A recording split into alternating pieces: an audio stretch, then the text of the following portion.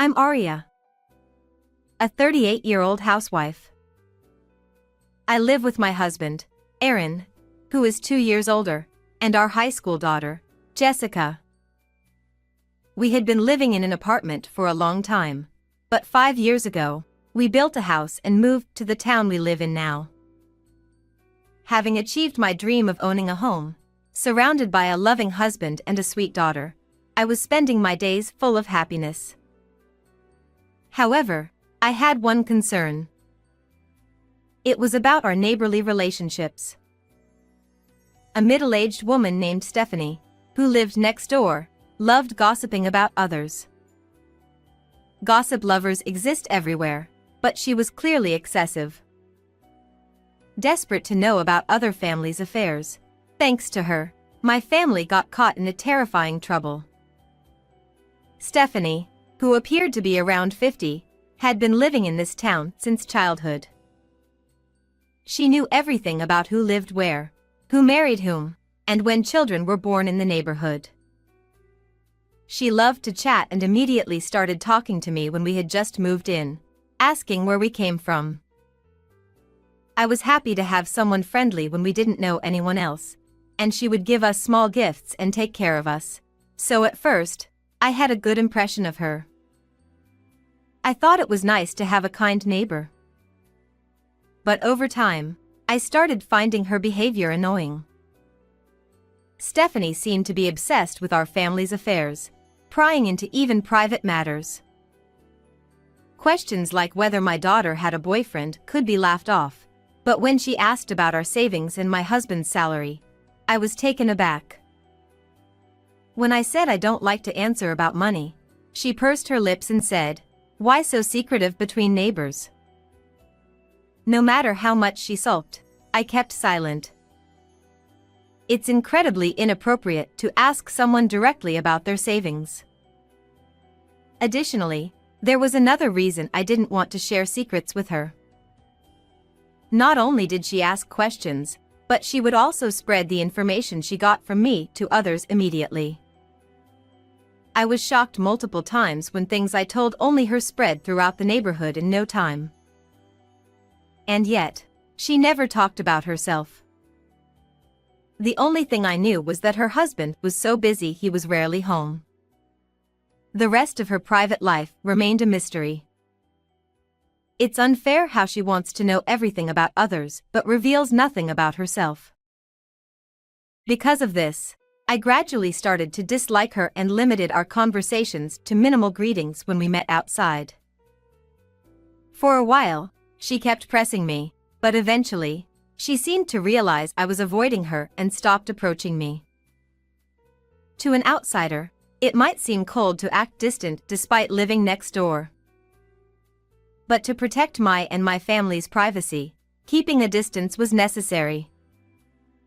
For a while, we lived peacefully without any incidents. One morning, when I went to take out the trash, I ran into Stephanie, who was just leaving her house. We locked eyes, and I felt a jolt, but I greeted her with a simple good morning and tried to pass by. However, she grabbed my arm, saying, "Aria, wait a minute." Oh no, caught again. I sighed internally. What could she want to ask during the busy morning? Unlike my gloomy self, she was grinning. Despite her smile, she said with a voice full of spite, "I heard your husband got promoted recently?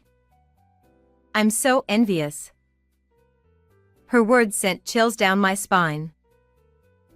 My husband's promotion was a recent event. We hadn't told Stephanie or anyone else in the neighborhood. The only ones who knew were his boss and our family. As I stood frozen, she continued to strike. "With that hefty raise, you don't even need to work part-time, do you?" She spat these words and left. Once again, I was stunned. Not only did Stephanie know about the promotion, but she also knew I was considering part-time work. Feeling uneasy, I reported this to my husband that night when he came home from work. I asked if he had mentioned the promotion to anyone, but he confirmed he hadn't. We were both baffled about how Stephanie found out.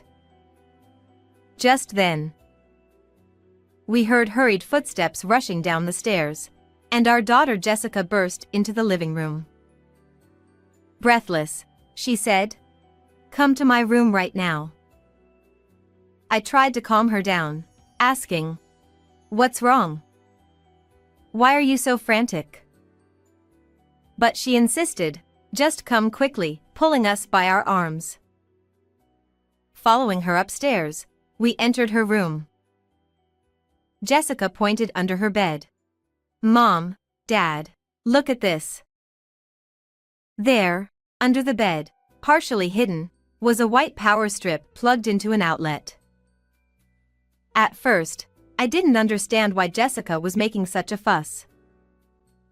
To me, it just looked like a normal power strip. But my husband and Jessica had turned pale.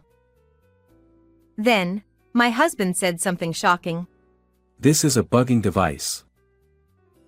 Hearing the word bugging device, I almost screamed, but my husband motioned for silence, so I quickly covered my mouth. I had only imagined bugging devices as special equipment, so it still looked like an ordinary power strip to me. However, Jessica, having just seen a drama with a similar device, immediately recognized it. We quickly searched online and found many bugging devices that looked just like the one in Jessica's room. Who, when, and how did someone set up such a thing? My husband and I both thought of the same person, but as we were thinking, the culprit was probably listening to our conversation through the device. We decided to leave Jessica's room and return to the living room. According to Jessica, there was no device when she cleaned her room and moved the bed 3 days ago. So, it must have been set up very recently. However, we hadn't let anyone other than family into the house for the past month, so it must have been done by someone breaking in from outside. I felt both fear and anger boiling up. No matter the reason, invading my daughter's room and planting a bugging device was unforgivable. My husband felt the same. So, we decided to set a trap to catch the culprit. Well, if you're ready for this. No mercy. That night, we had Jessica sleep in another room, and my husband and I got to work. In hindsight, we should have hired a professional, and I regret our recklessness now. But at that moment, we were too enraged to wait. To lure the culprit, we set up a trick to make them think the bugging device was malfunctioning. We placed crumpled newspaper next to the device and directed a strong fan at it to create constant rustling noise. After setting the trap, my husband hid in Jessica's bed, and I waited in the adjacent room. We waited for the culprit to arrive. In the end, our plan succeeded. The culprit fell for the trap and came to check the device. According to my husband, it took less than an hour for noises to start outside the room. He jumped out of the bed and opened the curtains to see a man standing on the balcony. The man tried to flee, but my husband quickly tackled him on the balcony, immobilizing him. When my husband turned on the flashlight to see the man's face, he was shocked. The eavesdropper turned out to be Stephanie's son. I also rushed over from the next room when I heard a noise on the balcony and was astonished to see him after so many years. Stephanie had always said her son was brilliant, went to university out of the prefecture after high school, and landed a job at a top-tier company. So why was he here? Moreover, his once fresh-faced appearance was gone. He looked haggard and even had a scruffy beard. What could have happened? My husband and I were puzzled. My husband asked, "Are you the one who planted the bug?" He nodded silently. Apparently resigned, Stephanie's son offered no resistance, hung his head quietly, and had tears in his eyes. My husband was exasperated by his demeanor. If you're going to cry, why did you try to bug our house? With a small voice, he began to speak. According to him, he had graduated from university and found a job at a fairly large company, but he couldn't adapt to the workplace and quit after just 1 month. He returned to his parents' house and, instead of job hunting or even getting a part-time job, spent his days playing games. He thought he was resting his tired body and mind, but in reality, he was just a recluse. He stayed home all day and only went out late at night, so my husband and I had no idea he was living next door. Finally, we understood why Stephanie never wanted to talk about her home life. As for why he tried to bug our house, it was because his mother instructed him to. She was obsessed with our family and told her reclusive son, "If you succeed, I'll give you some spending money." So, he planted the bug. My daughter had sometimes slept with the window open on hot nights, and he took advantage of this, climbing up from the garden shed to the balcony to enter the room. His only goal was to plant the bug, but it was terrifying to think what could have happened if he had intended to harm her. I was very close to my daughter and often chatted with her in her room. He listened in on those conversations and learned about my husband's promotion and my plans to start a part-time job. He came to check the bug when he heard strange noises and couldn't hear voices anymore, thinking the device was broken. It was already past 1 a.m., but after hearing his story, my husband and I took him to Stephanie's house and rang the intercom.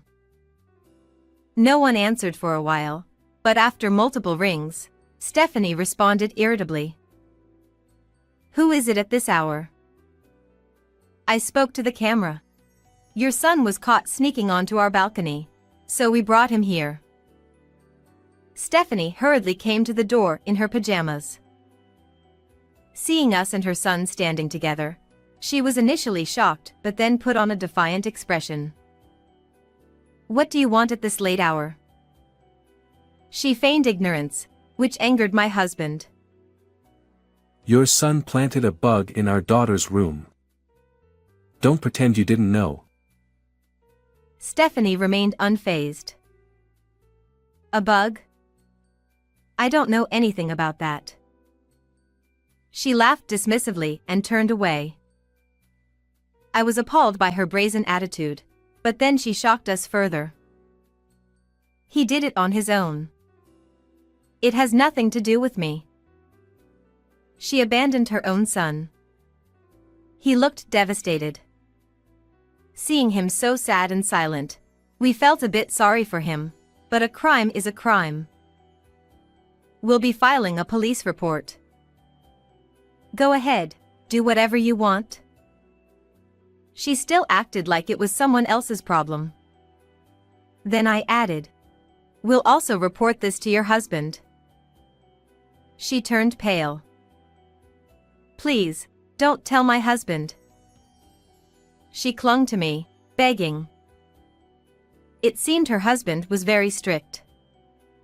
According to her son, he was fed up with her gossiping and had moved out a few years ago, tired of her behavior. She had lied about him being busy with work. Their marriage was failing. Despite this, he still supported her and their son financially. If he found out about this, it would likely be the final straw. If they divorced, Stephanie, a stay-at-home mom, would be out on the streets. She begged us not to tell her husband, but my husband and I were not lenient. "We heard everything from your son. Paying your child to bug someone else's house is despicable. Both of you need to atone for your actions." We left her house. A few days later, Stephanie's husband visited us. After calling the contact number given by their son, he came to apologize. He apologized for his son's actions and even paid us compensation. insisting he would recover it from Stephanie. It was our first time meeting him, and he seemed very reasonable, unlike Stephanie. We felt a bit sad thinking that their son might have turned out better living with him. But crimes can't be undone. He was arrested for trespassing and fined. Despite being young, he had a criminal record, but it was his own doing, even if he was coerced by his mother. Shortly after, Stephanie and her husband divorced. The neighborhood quickly learned of the scandal, and unable to bear the shame, Stephanie left town. No one knows where she went, but her son remains a recluse, likely living a miserable life in hiding with his mother. As for us, we used this incident as a lesson to improve our home's security. We are determined to protect our daughter and ensure we never face such a crime again. Goodbye, everyone. How was this story? Please subscribe to the channel. See you in the next video.